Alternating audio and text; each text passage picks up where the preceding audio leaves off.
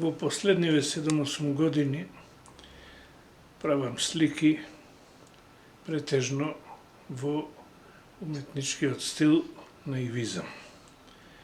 Тоа значи го употребувам овој стил секако на мој начин, а тоа значи дека го применувам во правење слики со градски мотиви. Или, поинаку речено, значи го употребувам уметничкиот стил наивизам, меѓутоа, по моје кажано, урбан наивизам, бидејќи, нели, како што реков, се работи за мотиви од градови. Така имам направено веќе слика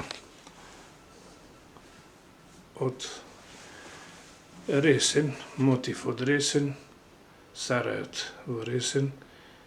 Сликата е наречена Спокојот сарајски ресенски. Една ми се чини пристојна слика, колоритна, така, спокојно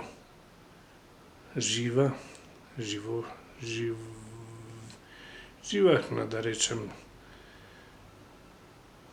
со богата колоритност, со богати бои, а сепак да дојде до израз спокојот што го зрачи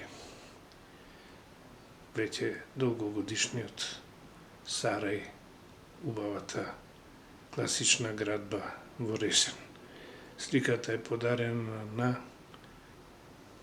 Домот на културата Драги Тозија во Ресен.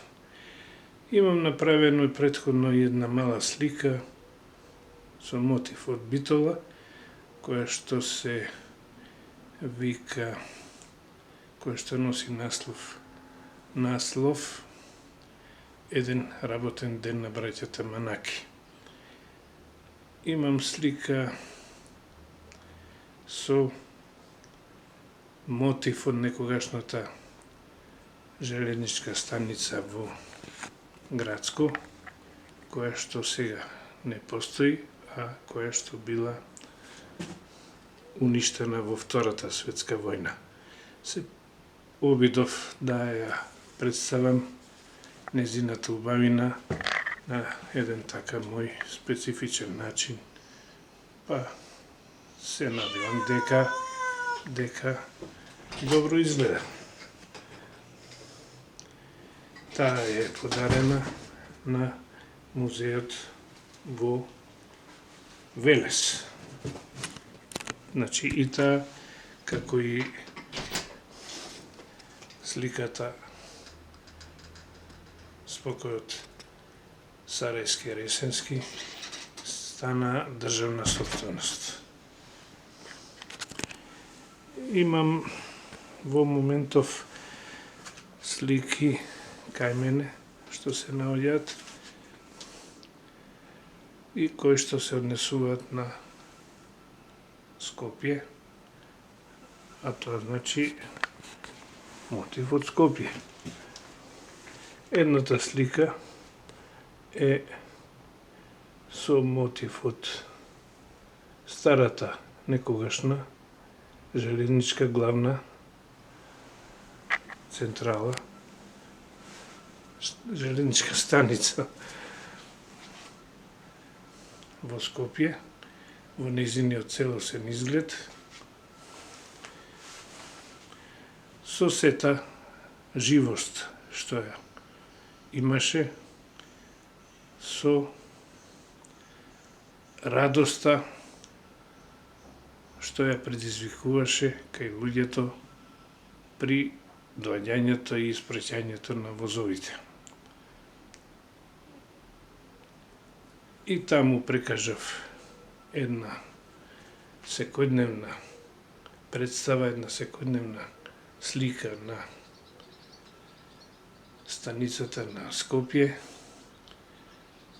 со таа динамика што ја имаше во тоа време. Секако, нели, се работи за време од пред Скопскиот земјотрес, што се случи, нели, како што е познато, на 26. јули 1963 година. Имам слика направено од централниот главен плоштад во Скопје, плоштадот Маршал Тито, со велелепните објекти, некогашниот офицерски дом и Народната банка, објектот на Народната банка, како и камениот мост и некогашното корито на реката Вардар.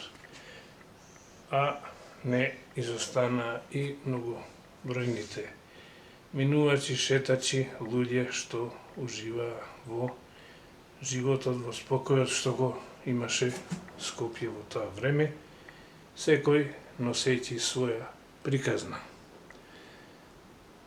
Имам недовршени слики кои што ги работам во моментов, кои што се однесуваат на Охрид, на Битола и повторно на Скопје.